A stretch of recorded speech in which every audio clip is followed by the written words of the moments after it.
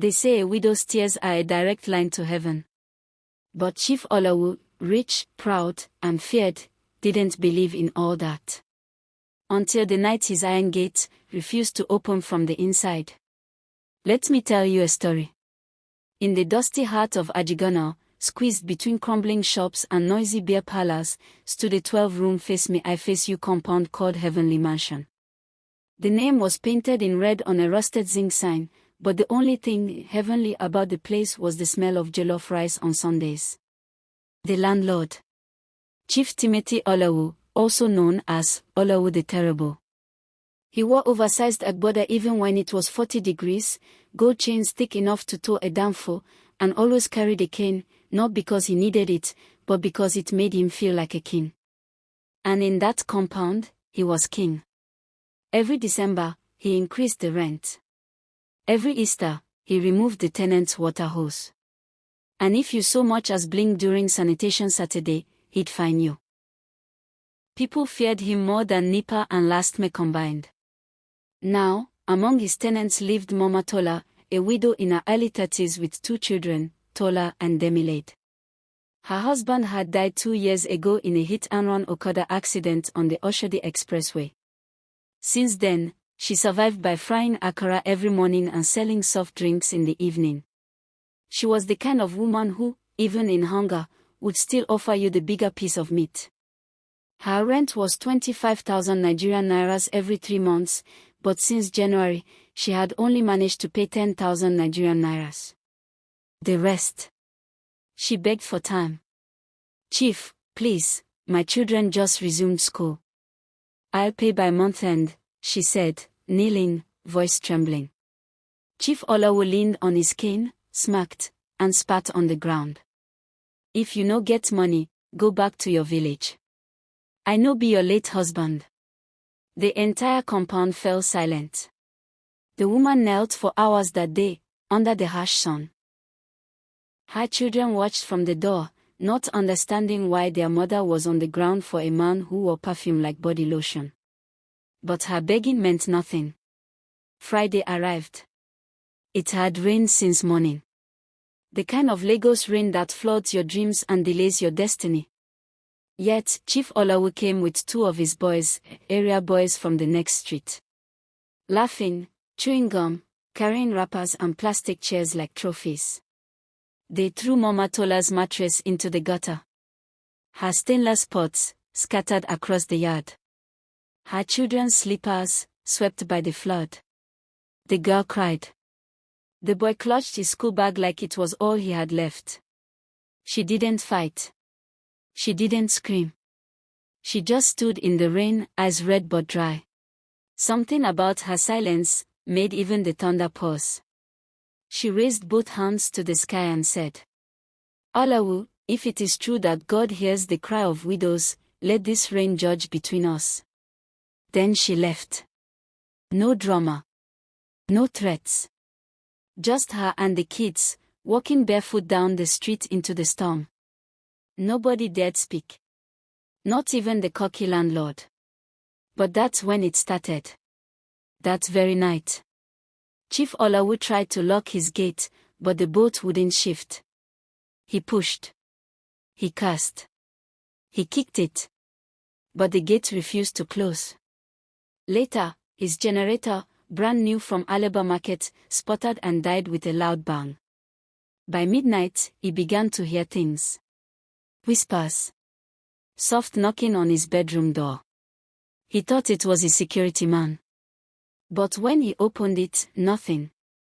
Just silence. And the scent of wet akara. The next morning, his tenants avoided him. They whispered as they fetched water. Then one shouted from the well. Oh, Chief, your car dey drip oilo. Indeed, his prized Benz 4matic was leaking black liquid like blood. Mechanics came. They found nothing wrong. But it got worse. Every night, something new happened. Lights flickered. His DSTV scrambled. His food went stale in the fridge. Roaches appeared where none had ever lived. And always, that faint scent of akara around his corridor. Then, one night, he dreamed. He was standing in front of a courtroom. Mama Tola stood on the other side, wearing all white, her eyes glowing. A voice thundered from above. This is what you did to the helpless. This is how you treated the weak. Now, feel what they felt. He woke up, sweating, crying. The same iron gate he locked earlier was now wide open. And the wind whispered, "Mercy. Mercy. Do you believe in the power of a widow's tears? What do you think is haunting Chief OLOWU? Drop your thoughts in the comments, and don't forget to follow so you don't miss out on any of our stories, because trust me, the curse has only just begun. They say when you offend a person with nothing to lose, you give the universe permission to fight on their behalf. And for Chief OLOWU, that battle had just begun. Night after night, the whispers returned. Sometimes, they came from the gate. Sometimes, from inside his room. And every time, that same scent of freshly fried akara filled the air. Not strong enough to make you hungry, but just enough to remind you of a widow's cry in the rain. On the third night, Chief OLOWU woke up gasping. His bed felt like it was spinning. He heard someone chanting. Softly. Slowly. OLOWU. OLOWU, where is your mercy? He ran outside with his torchlight, barefoot, shivering. But the entire compound was silent. His tenants were asleep. His dogs, gone. His generator, dead again. And then, he saw her. Standing at the far end of the corridor. Mama Tola. Soaked in rain. Dressed in white. Eyes glowing. She didn't speak. She just pointed at him. Then faded. Like mist. Chief OLOWU screamed. Neighbors rushed out, clutching wrappers and torches. But they saw nothing. Just Chief OLOWU, sweating, shaking, crying like a baby. He fell to the ground, gripping the earth. I didn't kill her. I only threw her out. I didn't kill her. That's when someone whispered. She never died, sir. We heard she's staying with her sister in a corridor. But OLOWU was no longer hearing them. He was hearing bells. Bells that weren't ringing. Voices that weren't speaking. The next morning, he called his pastor. Pastor, I am seeing things. Something is after me. The pastor came with oil. They prayed. They fasted. They anointed every wall in the house. But at midnight, the gate began to bang. No one was outside. But the iron bent inward. As if something was trying to come in. By the seventh day, Chief OLOWU locked up his mansion and left for the village. They say he now lives in a small hut. Sleeps on the floor.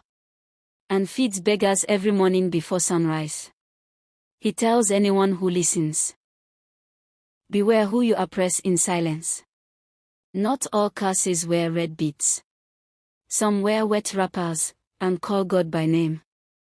Do you believe this story could be real? Have you seen karma move like this in real life? Let me know in the comments. And follow for more true life tales turned into unforgettable folktales. Because in Nigeria, every compound has a story. And every tear has a voice.